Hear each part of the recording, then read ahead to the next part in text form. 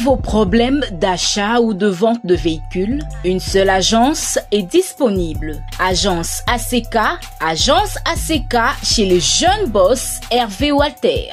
Adresse: commune de Bandalungwa, arrêt Chibangu, avenue Kassavubu, en diagonale de Galaxie. Chez l'agence ACK, vous y trouverez toutes les marques de véhicules telles que Prado TXL, Fortuner, Lexus, Arrière, Vanguard, RAV4, Range Rover, Land Cruiser, Mark X, Blade, Mercedes, Swift et autres marques.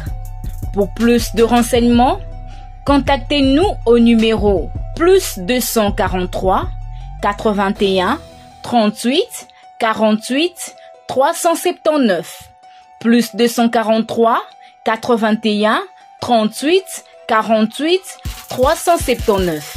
C'est votre frère de Walter. Nous autres camions sur vous en ça. Nous autres Range Rover, nous autres TXL, nous autres par voiture donc par gamme nous sommes pour ça pour chez ACK, soyez le bienvenu. Olé Téléma, eza slogan na biso tokotika ngote ti mukolo baronde babwima ya bele na biso. Na yambo ete tokota na sujet ya lelo, naza vraiment un message à mawa. Là, au nom de toute l'équipe ya MMC Numérique TV, na ba oyo nyonso basungaka biso, nous présentons nos condoléances na ba famille ya ba oyo nyonso bungisaki bandeko na naufrage la baleinière na niveau ya Bomongo. Là, nous sommes au niveau de l'Équateur. Na même ordre d'idée, na évité. On a une société na on a Congo, on a l'ONATRA. Au sein de l'ONATRA, il y a les chantiers métal. Chantier métallique. Na ba ingénieur nyonso baza na kati ya chantier métal. Ba koki ko bimisa biso ba baleinière kitoko te. Tout le monde a un spécimen à bande, comme on va avoir un boca, on va congolais, va savoir un bateau, on va présenter. Est-ce que l'État a s'inspirer dans le modèle au lieu de tout qu'on a bébé chaque fois? Tu vas au coup faire le coup là, sauce na maille, chaque fois bibembe, chaque fois bibembe. Bon, comme moi, bosser la caméra bateau na ninya sika. Et puis il y a bien. Et vous côté bien le côté. De deux. Au moins la baleinière est le moins à point X. Avant et comme on a point Y, au milieu il y a parcours. Au moins la baleinière va axer charge. Charge en et ça la queue. Charge en et ça la queue. Chaque fois, ceux qui baleinière réseau tambola et tambola sous une andéga singulité. Et ça lui perturber la circulation au moins ni les eaux qui les eaux mais la maille ceux qui est coquité et les indiens la maille surcharge il y a pas baleinière dans zéla et colomba na 50 tonnes et comme 4 vaccin 5 et comme quelque part vaccin 5 et comme 60 ti et que comme on a 70 tonnes alors que ça peut-être prévu pour 50 tonnes ba point nyon so embarquement aux ali katikati ya ba maille. Bon, mais quand on a bateau, ceux qui m'ont raté voyage, les appels pour la sougate, balayer les akamote. Bon privilégié via bateau, les que bon à Cambon, mais bilo qu'on a battu bateau commaté. So bangwana batika ina mai, bangwana bakufi. So bilo au Zimbon, bon gagner. Na bimi na chapitre matanga, parce que ba o bakufa kia o yama yambula, nan peut to kundi bangode. Mais je vais descendre sur le terrain avec mon équipe. Pour tout me comprendre qu'est-ce qui s'est passé au juste. Pourquoi moi yandi les comment qui n'a ni foana. Pour na kitaki kuna o ngana moni na misu bien que caméra ezala kité mais ça passe parce que place où ezengela ki kotia ezala nzela mai ne sika batu batongi.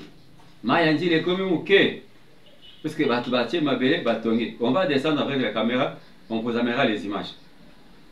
Lelo tozo beta lisolo ya plan oyo Kabila na jo numbi bazali ko mettre en place. Parce que Bolandi va sortir, ça les a diversions pour distraire Bino. Mais entre-temps, Basel pour préparer le comme sauce. Il y a eu une réunion où c'était à niveau de Kampala. Museveni, Kabila, Nanga, na Pante nyonso boye biana. Museveni a eu ça au boye. J'ai été interpellé par Trump à travers son ambassadeur. Nakoki kondimate rébellion mususu ebimana Congo et utapata Uganda. Yango bomone o kizengi o mususu Thomas Lubanga afandi ko akoka sukolo bate. Parce que bango bakendage Museveni a parrainé biloko ya Thomas Lubanga. Kabila zonge pas neveu na pas oncle na ye Paul Kagame. Ayebise abi j'ai déjà trop de problèmes na américain. Dossier nyonso ya Congo eza na mutu na ngai. Alors yo moko zo mukumba na yo okoma kona oza charge ya makambo na yo. Ayebi ke soka bimi na Goma ou bien na Bukavu. Bakoyeba ke non patron ya M23 FC ezaye. Yango zo mona ba manœuvre nyonso mais entre-temps o nyonso za diversion. Voilà ce qui se prépare. Avant de traiter du sujet, je vais un peu interpeller le chef de l'État. Là, vous allez m'excuser avec tout le respect que je vous dois. Mokonzi, est-ce que Zana Motumusus ou beaucoup économé ambassadeur na niveau de Zimbabwe? Ceux qui ont information, les a solo que ils ont toujours mawapanga moi nangande aza ambassadeur. Là, je déplore. Ils n'allaient pas si peu mawa. Madame Thérèse, botta dans le dossier il y a Zimbabwe. Si réellement ce monsieur, ce papa, n'est pas ambassadeur. En tout cas, ils ont zéro pour la diplomatie congolaise au niveau Afrique australe. Depuis, moi je connais Mawapanga, depuis qu'il était ministre de la pêche et l'élevage. Depuis, Kabila le père a nommé ambassadeur à Zimbabwe. Mais ceux qui tirent le lot, il y a des ambassadeurs, c'est que tout ça est là comme vote. Parce que le mouvement Nyonso ya Kabila, Nadio Numbi, et ça m'a appartenu à Zimbabwe. C'est à partir de Harare que tout se prépare. Na minute où nous sommes la réunion ya Kampala na Kigali Simbite, Kabila se replie sur Harare na niveau à Zimbabwe. John Numbi na équipe na ngo mobimba o libonyo so balanda ka bango. O mwana ba musu bilonge ko bima. Batamina. Lokola o tozolo bakeno ezasko plan na bango presque ya soka. Parce que plan musu ezali. Ils ont tenté d'envahir la RDC par la Zambie à Boy. En tout cas là j'ai dit félicitations à nos frères zambiens. En particulier au président Aikinde. Je crois, je ne sais pas si je n'ai pas massacré son nom. En tout cas, félicitations à la bande de Zambien. Ils ont refusé à ce que Balata Chapeau, il y a trouble dans la RDC. Baké na niveau, il y a Bambo comme ça, Pembe et Simbite. Ils se replient maintenant sur les Zimbabwe parce qu'ils ont leurs collaborateurs. Et c'est quoi, puis Baké, qu'on soit gêné bien à niveau Katanga. Na ba jeune o ya Ligue des jeunes ya nini UNAFEC ba kosi bango ono tala makambo esa boye tozo kendo préparer entre temps ba intégrer na katwana ba katakata o ya kala o ya GDO Kungu. Ils ont pris tous ces gens ba kenda bango na Zambie a boy déplace ba kangaka na ni Ngoi Mulunda ba kenda ba petwa na Zimbabwe et sika wapi ba kenda sa formation. Mais voilà maintenant ce qui se passe. Va préparer kuna bango de façon que ceux qui copent na mwana Simbi, Kabila, John Numbi, baya ko bima na niveau ya Grand Katanga. Onyonso boyoka ki ono il va sortir par le intal et boyra boy. Et ça na loba ki na bino ezali diversion. Plan na bango ezali nde baya ko attaquer le Grand Katanga. Na ba petit o bango baya ki ko recruter na niveau Katanga. Il y a même des enfants qu'on a enlevés au niveau des écoles. Ba mema bango na makasi. Il y a des parents, ceux qui boquent na Katanga Botuni, il y a des parents au Bazol Kabana Bango Tilelo. Bano na Bazo Monanate. Pourquoi?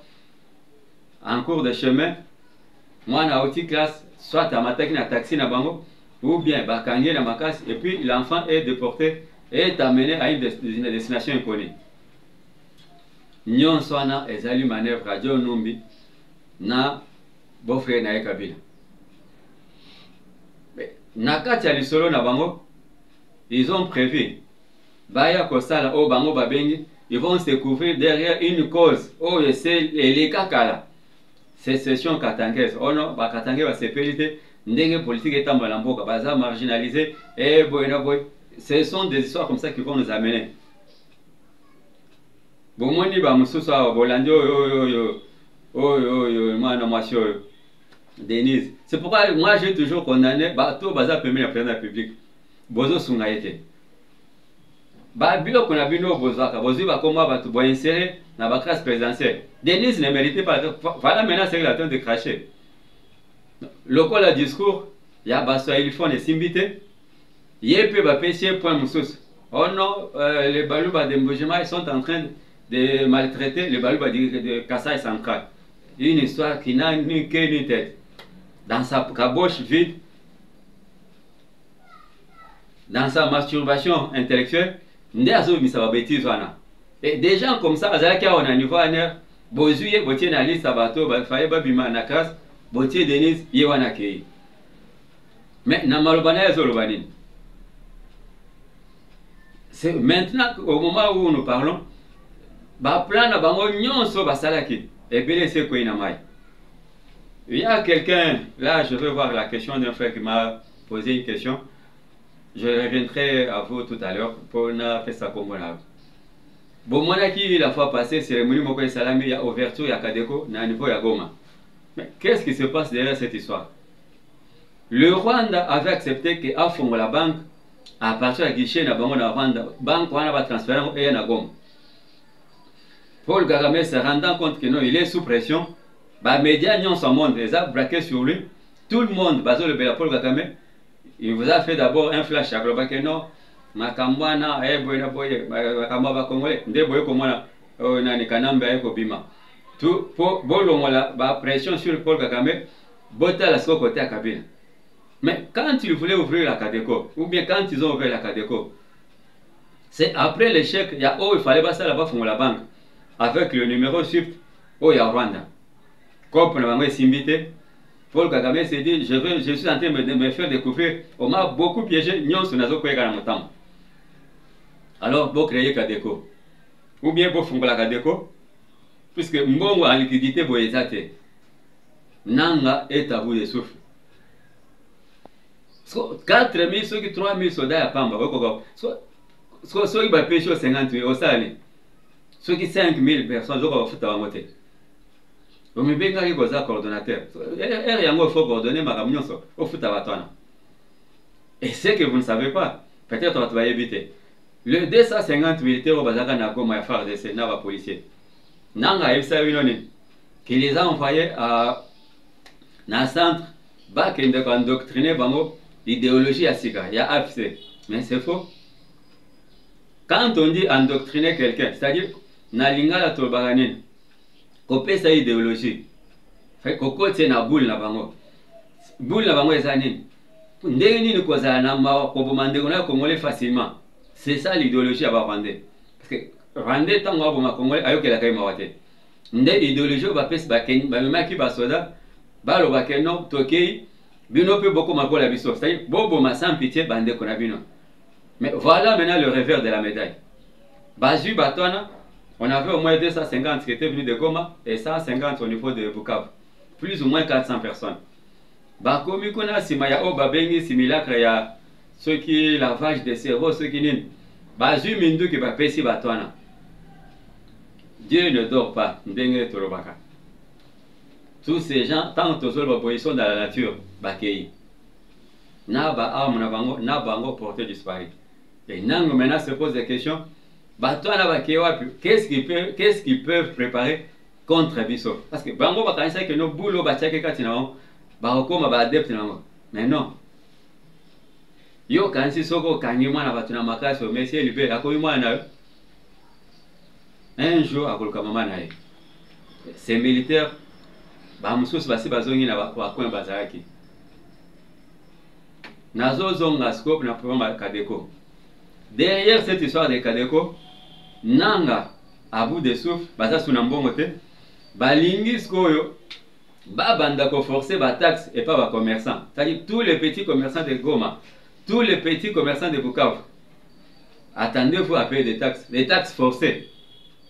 Bakobanda fu semino ba taxes forcées et puis nyonso bakefu tango esika moko, esika basali Kadeko na ba fongola ezalo kola guichet unique. Ya nanga na batunaye. Parce que mbongo ezali susté. Bon, on va faire la taxe forcée, il y a un guichet unique pour mbongo et na compte na bango. Après, ils vont faire un similaire pour le tout le temps. Bah, ça, ils vont voter. Parce que bientôt, là, ils vont partir. Je vous donne d'abord les nouvelles du front. Sur toutes les lignes de front, ba Rwandais bazomela mai. Ceux qui boyoki que non aéroport à Kavumu na Bukavu, ba wasale ne ba récupérer en complicité va faire des boka moitié. Je ne vais pas donner beaucoup de détails à ce sujet parce que beaucoup de localités au bango bafanda qui basi bakima qui ebele pe bakofi. Là je lance un message à nos parents, aux parents rwandais, aux mamans rwandaises, oyo bazotika mibai na bango baye na Congo, bazotika ba na bino baye na Congo. Je vous informe que non, le Congo c'est déjà un cimetière pour vous et il continuera à être un cimetière pour vous. Si vous ne retenez pas vos maris, si vous ne retenez pas vos enfants, ils vont tous finir au Congo. Personne ne sortira vivant du Congo parce que vous êtes tous des traîtres. Bango tout bakotika la moko te akobima. Kope na bino boyelaki et aussi mbate. Boyeb c'est déjà ba na bino que non, ceux qui ata bakangi na makasi en tout cas lobata kozobela kokena Congo te. Là nazongi na lisolo nazaki nango ya niveau ya Harare na Zimbabwe. Madame Thérèse, Monsieur le Président de la République, avec tout le respect que je vous dois, votez le dossier à Zimbabwe parce que c'est devenu un centre ou bien une base arrière pour Nani John Numbi na Kabila. Bato nyonso bango bazwaki na Katanga bazakuna. Si réellement c'est Mawapanga qui est ambassadeur, en tout cas je suis désolé.